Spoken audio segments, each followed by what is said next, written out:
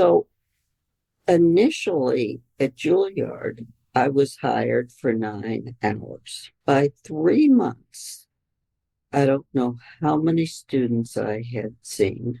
It was more of a wonderful idea than a reality. You're listening to Cold Press Conversations with Dr. Jewel White Williams, a lover of numbers, lists, and a good glass of cold pressed juice, who is sharing episodes each week to help you explore the back end of healthcare and health sciences.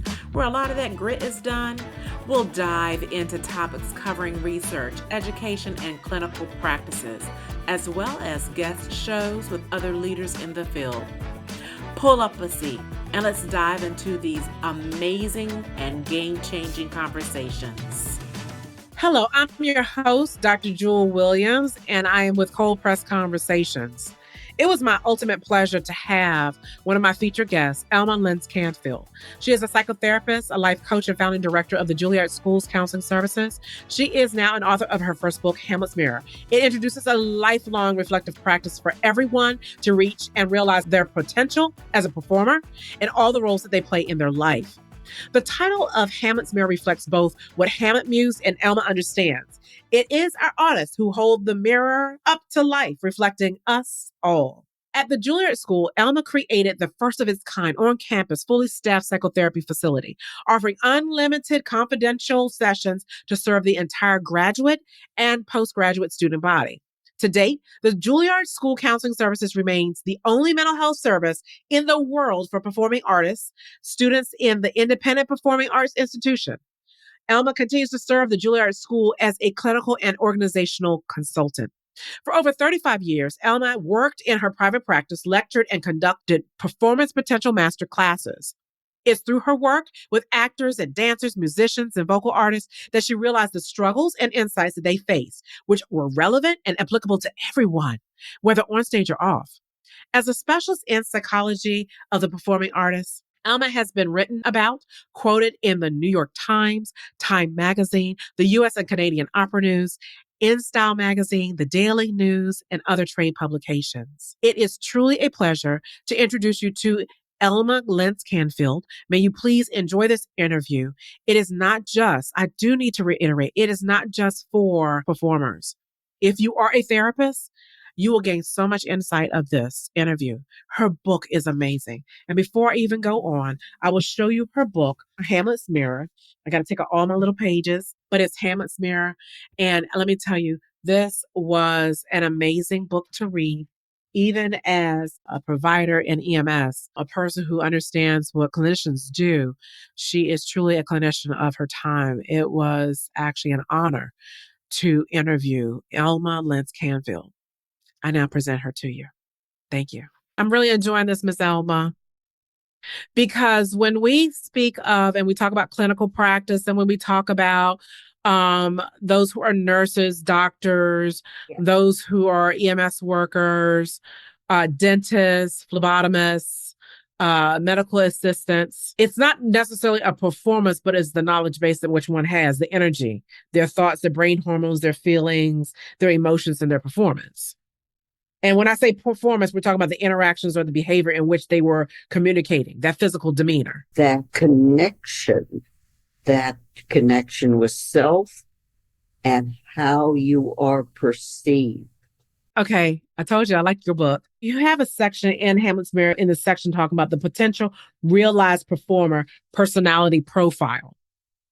And it says, powered by performance energy, potential realized performers practice 4 ways of thinking that make reaching their performance potential look easy. I know you like this, don't you? Okay, so let's go talk about thinking, because I love thinking about thinking, okay? Because it allows you to know where you are, where you need to grow, what you need to do. So the first one you state is process focused thinking. Second one is possibility driven thinking, judgment free thinking, and depersonalized thinking. That's a lot of thinking. A lot of thinking. It's a lot of ways to think. Which one has meaning to you and which one doesn't? Well, I like all of them because it allows the individual to process Okay. And when I say process, you saw process focused thinking. There's a place where process focused thinking will be. Possibility driven thinking. It has its own individual place. Judgment free thinking. That's a whole nother avenue that it could be. And depersonalized thinking, quite unique. So it says, and these ways of thinking are not already a part of your thoughtful repertoire, adopting them will change your life. How can these four performance potential energy powered ways of thinking change your life? Well, can I just pick one? Please go for it. How many times, say a week, does somebody say to you, that's not personal? It happens to a lot of us. Yeah. We tend to think, oh, that hurts my feelings. Or how can they say that to me? Most things that are said to us that don't feel good are about us that don't feel good, are not personal. They belong to the other person's, if I can use the word, repertoire. The Tony Awards just came out today. Some people who gave beautiful performances were not nominated. The Tony Awards are beautiful. They're lovely, but they're still part of the business. And some of the nominations are business driven, not quality driven. That's just the way the world goes round. I talk to my performers. They're commodities. Horrible, but they are commodities. It's not personal. Sometimes things are said to us out of jealousy. We have to trust ourselves, believe in ourselves, live our values, be who we are, and let the chips fall. I don't care if we're a plumber, an actor, a teacher, an interviewer, because we could drive ourselves cuckoo. That's clinical work. And that thinking, can change our lives because we won't go around hurt all the time. I know we discussed earlier that we have these four performer personalities: the problem-ridden performer, the pugnacious performer, the promising performer, the potential realized performer. And then we go into so many other areas because we were talking about the different forms of thinking. And the reason I brought those performer personalities up is because there was this one section. We believe in gratitude journals. We believe in identifying what have we found that we need to take that's a form of gratitude. Okay. And as you're in the field of medical or health sciences, which you are, yes, ma'am, that there's something within the potential realized performer. And as you stated, because I did ask you this question about, do you see the parallelism from how you have Hamlet's mirror to that could be used to help even other therapists in their business? So you say, yes, it's not just an actor or a dancer or a musician or a vocal artist type of book or dealing with therapy. Therapy is therapy. Therapy can use for any person who's out there. Therapists have their own therapists to be their best selves. But we're going to go back to gratitude. It was on page 152. And it says, gratitude is fundamental to judgment-free thinking. I told you I like that judgment-free one. Potential realized performers are filled with gratitude. It is difficult to be critical, blameful, accusatory, prejudicial, or hateful when feeling grateful. Wow. And you put it in for potential realized performer. You said you've learned that gratitude thwarts judgment. Gratitude and judgment-free thinking brings out generosity and thoughts about collaboration, allowing everyone's performance potential to be realized. How do you encourage people to use that judgment-free thinking in their everyday thoughts, in their everyday walk? Sometimes I ask, if you didn't feel so angry or critical or judgmental, what would you feel? And sometimes they respond, well, I guess I'm pretty lucky to, or maybe I am a little fortunate to, and a shift happens. I have a favorite mantra. May I share it with you? Please do. I say it every day when I feel a little. When you change what you're thinking, you will change what you're doing. I kind of dance to it. When you change what you're thinking, you will change what you're doing. And that little, it's not such a little shift, but that shift in, well, maybe I'm a little lucky to be able to, or when you change what you're thinking, you will change what you're doing. It is my mantra. You're dancing. I'm loving it. I'm loving it. I am. I do. I do like it because that's what allows us to be who we are when we change that thinking to become who we need to be. And that's what you're talking about is that reality. And it's kind of interesting because I did additional research in regards to Hamlet, and it comes from one of the areas I do not own this, what I'm speaking of. But it's when he believes that a naturalistic performance will be more likely to reveal something. Okay. That's where I'm trying to show you connection, okay, Miss Elma, of Hamlet's mirror to that of what you're doing as a therapist, as a licensed clinical social worker, because what you did is your intention is to develop a concept of lifelong reflective practice. And the reason I wanted you on is because with anyone who's in the medical or health science field, a lot of people get in that field and realize, hold up, I can either start a business, write a book, or I can go on to a different form of that profession. Or I even met someone who is an EMS worker who decided, oh, I'm going into radiology. Then I met another EMS worker who said, I'm going for my PA, my physician assistant.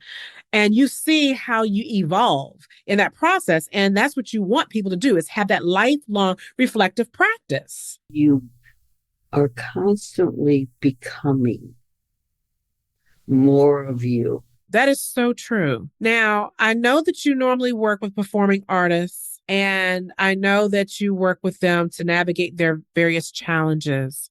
And like you stated, you had to navigate your own personal challenges in the beginning, but it inspired you to create the Juilliard School's Counseling Service. Do you mind giving us just a little bit about what it took to even establish this first mental health service of its kind for performing arts students? Because your service is pivotal, yes, in the performing world, but after reading your book, Hamlet's Mirror, it is pivotal in helping therapists understand what it takes to build a business of that level and what it takes for people who may see a need of change collectively. Because as you mentioned earlier, this book you realize could be Hamlet holding his mirror. But you also realize that this book does not necessarily have to be toward or in the alignment of just the performer. So what inspired you to create your Juilliard School of Counseling Services? When I first went to social work school, I wanted to do a dual degree in counseling. And the head of the Washington University, that's where I went in St. Louis, because I was living there, said, why do you want to do that? I said, well, I really think a counseling service should be as natural as, a health service in a university or college. He said, that's the most ridiculous thing I ever heard. And he wouldn't let me in the counseling. He said, no, you just go for your social work. But you come and intern at my counseling service. Yeah, honestly. So that's a little background. So initially at Juilliard, I was hired for 9 hours. By 3 months, I don't know how many students I had seen. It was more of a wonderful idea than a reality. No phone, no office, no chair. So I went to President Polisi, who was then the president. I mean, I would be called in the middle of the night. And I had seen some very upset students. And I went to President Polisi. I said, this is not sustainable. I said, I'm being contacted by hospitals who said they would take over a contract, or you can resume the old way of doing it, being a psychologist once and then no follow-up, or you can create an on-campus counseling services, which then I called psych service. That was my name. And he said, well, do you want to? I said, sure. Now, I had no administrative background, but somehow he trusted me. And I said, but a couple of things: unlimited services, free of charge, and complete confidentiality. He said, Elma, do it. That's it. And he was true to his word. He protected me, and he let me hire. When I left, I think I had a staff of 7 or 6. Now there's a staff of God knows how many people. He let me hire a psychiatrist. He was wonderful. Wow. And it was tough, but it was great. And the students are so wonderful. I'm glad you started something like that, because not getting too deep on anything, but we know that services such as yours are needed for people who are in a performing nature. And doing a practice such as you have done, and as it has evolved, we would hope that it will continue to flourish and help those who are becoming actors, musicians, vocal artists, Singers. I mean, yes. And, you know, many of them just moved to the big city. They're young adults. They're going through, I feel so fortunate to have had that opportunity. Just amazing. I do want to say one thing. There was something about one of the things, it's in the beginning part of the book, the existential questions. Oh, yeah.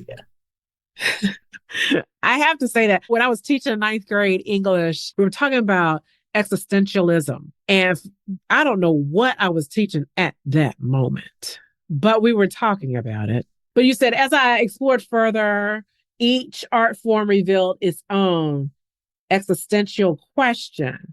Who am I? What am I? Why am I? Where am I? Who am I? The actor. You know, you go on.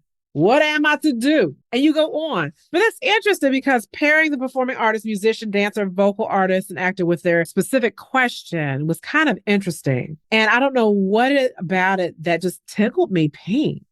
And because even you laughed when I mentioned it. Do you think that's because we're always asking ourselves those questions? No, actually, I think it was kind of a kooky thing to do.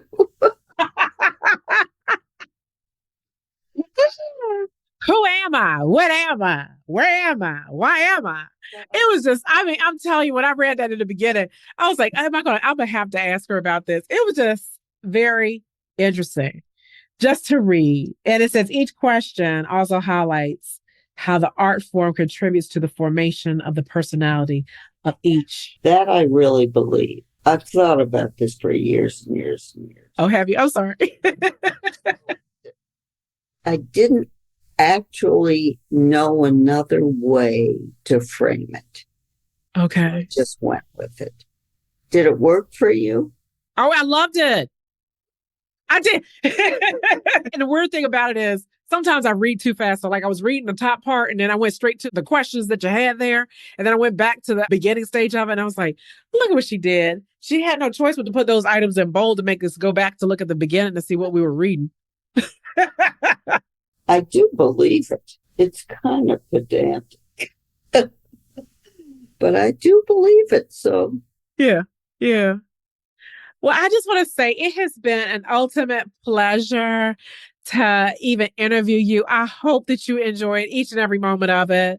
I told you, when I get my professional, I have an opportunity to really read their book and try to envelop who they are and what they want to disseminate to their audience. And I thank you. I thank you for letting me just sort of go into the realm of Hamlet's mirror with you. I thank you for your thoughtfulness, for understanding the book, for the time you've put into this. Thank you so much. And that's the reason why I really wanted to make sure you and I met today, because like I was stating earlier, when we were just having a casual conversation in regards to Hamlet, and I'll just repeat it again for those of you who are unfamiliar with it. Hamlet is a Shakespearean play, and Hamlet's Mirror by Elma Lintz Kanefield. She's a licensed clinical social worker. And I asked her, I said, I understand that Hamlet comes from Act 3, Scene 2, lines 20 and 21. Overdone is from the purpose of playing, whose end, both at the first and now, was and is to hold, as 'twere, the mirror up to nature, to show virtue her own feature, scorn her own image, and the very age and body of the time, his form and pleasure. And it comes from when Claudius's murder of Hamlet's father, and then Claudius's intention is to become king of Denmark, and then he marries Hamlet's mother. I love the way that you and I discussed how even you felt like you were out of tune of your values and your passion and were avoiding who you really were in order to fulfill other people's expectations, whether in audition and performance or in bedroom. I was acting as if I were someone else in order to satisfy their ideas of you.